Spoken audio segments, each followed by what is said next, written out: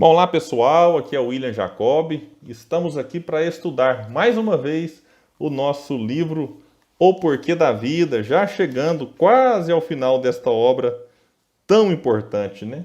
E como a gente fez nos últimos episódios, depois vocês mandem alguma mensagem se gostaram dessa mudança, dessa estratégia, para a gente saber se mantém ou se a gente realmente muda e volta como era antes. Mas eu tenho feito uma leitura rápida, com breve comentário de mensagens e coincidiu todas até agora do livro de respostas, que é o livro que eu acabei de ler e estou aproveitando as reflexões.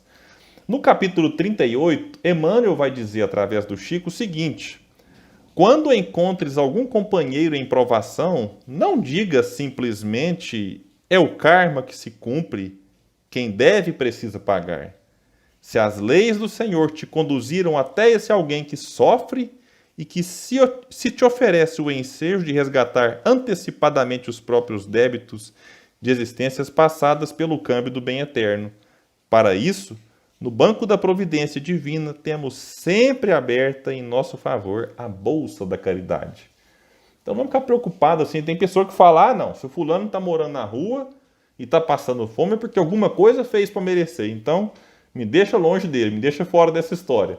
Poxa, a gente não sabe o que levou aquela pessoa até aquela situação. Então, se a vida nos colocou diante de uma possibilidade de abrir a bolsa da caridade e ajudar, por que não fazer? Essa ajuda pode ser uma palavra amiga, às vezes pode ser dinheiro, às vezes pode ser comida, pode ser água, pode ser um agasalho. A gente não sabe de fato o que o outro precisa e nem assim, das nossas reais possibilidades. O importante é que a gente faça alguma coisa para aliviar um pouco, né, as dificuldades que outras pessoas enfrentam, como muitas vezes alguns nos auxiliam diante das nossas próprias dificuldades, que são diferentes daqueles que moram nas ruas, mas cada um de nós enfrenta muitas adversidades e o auxílio dos outros é importante. Bom, dando sequência ao capítulo 8, intitulado Provas Experimentais, hoje nós faremos a conclusão deste capítulo.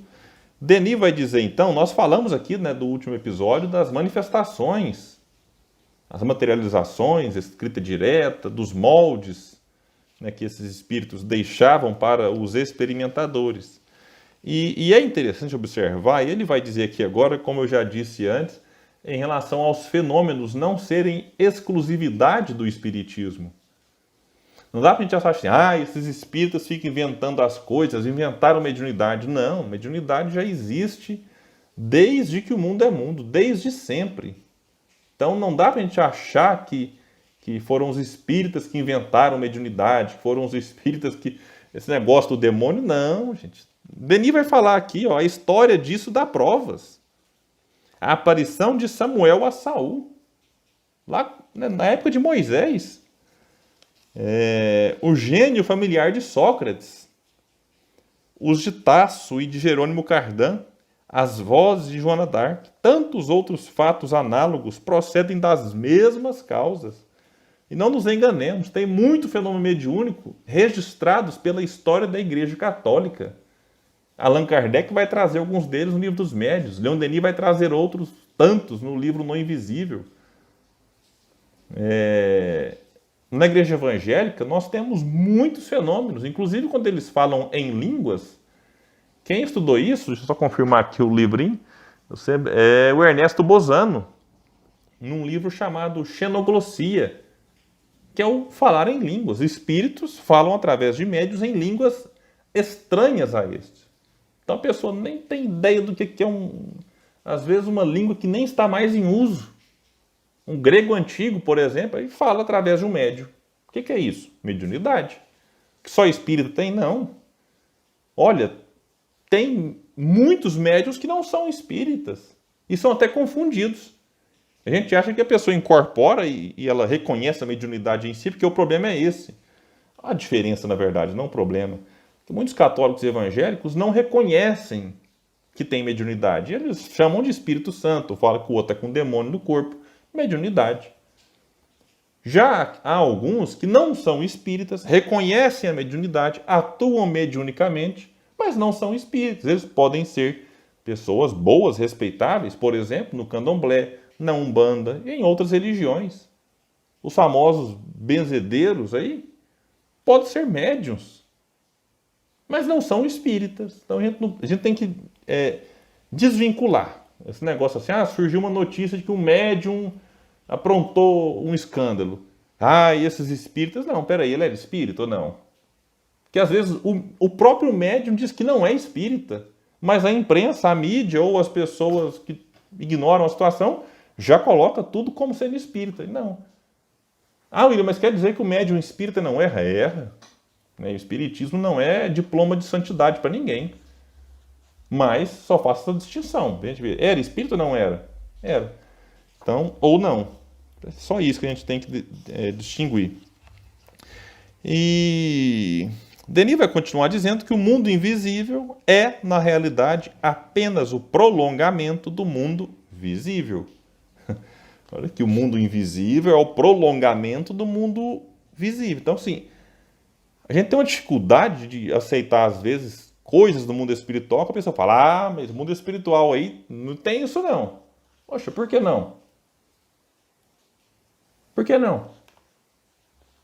Tudo bem. A gente pode considerar que há exageros em algumas abordagens, não vou entrar em detalhe de autor, médio, nada disso.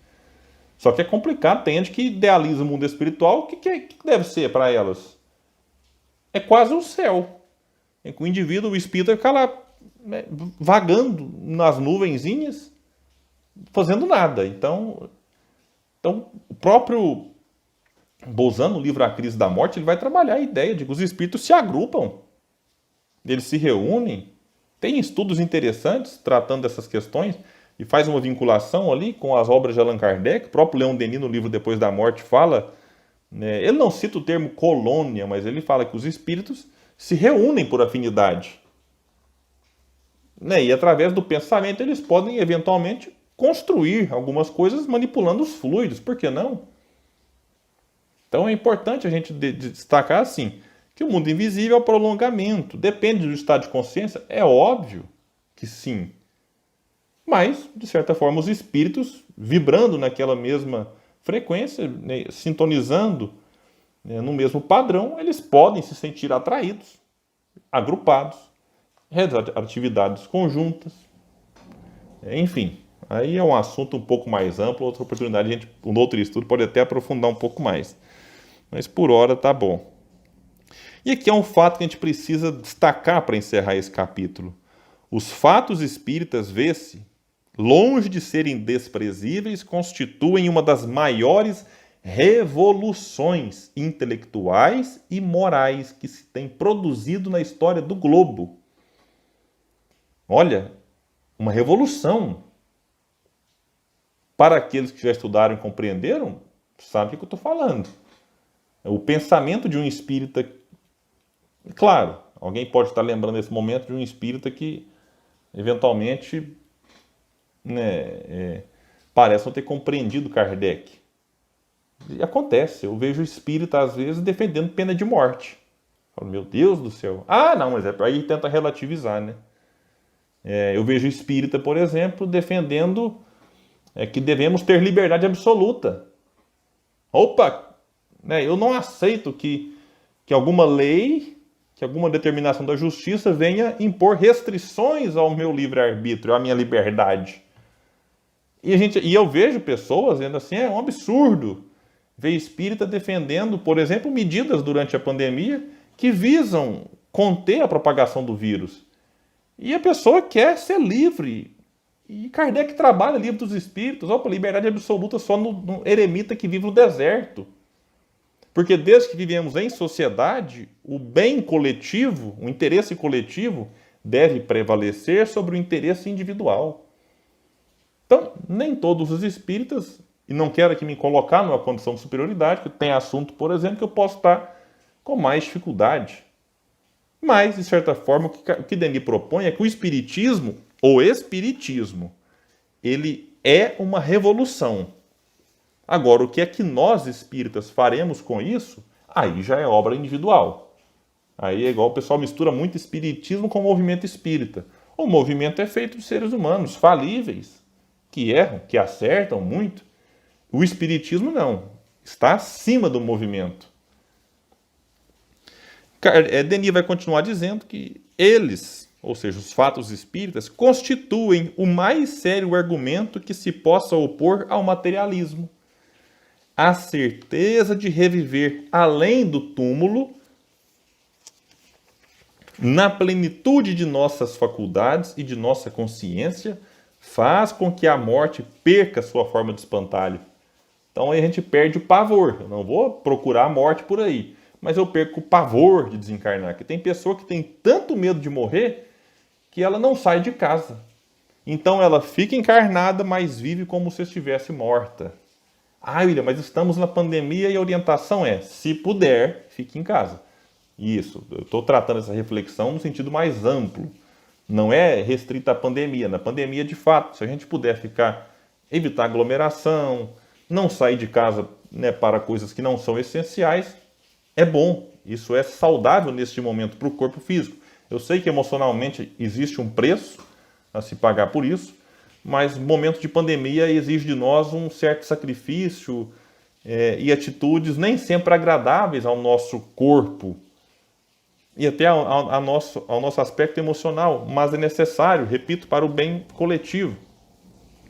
Assim como na época das guerras mundiais, as pessoas não tinham liberdade de circular porque tinham medo de cair de repente uma bomba, de ser vítima de alguma batalha ali e tal.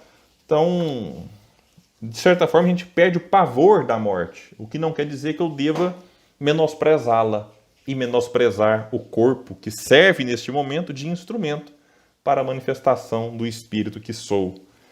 E Denis então vai dizer que o conhecimento das situações felizes ou penosas que couberam aos espíritos pelas suas ou más ações é uma poderosa sanção moral, porque os próprios espíritos retornam para nos dizer o que eles experimentam depois do que chamamos morte. E a gente olha e fala, eu tenho tempo de mudar a minha conduta. Ou a minha conduta está boa, vou persistir, vou ampliar. Então, essa sanção moral, que não é impositiva a ninguém, é algo importante que Denis frisa, porque, como eu disse em estudos anteriores, muitos espiritualistas da época, eles admiravam o fenômeno mediúnico, acreditavam que a alma continuava viva, mas não tirava nenhum tipo de aspecto moral da imortalidade da alma.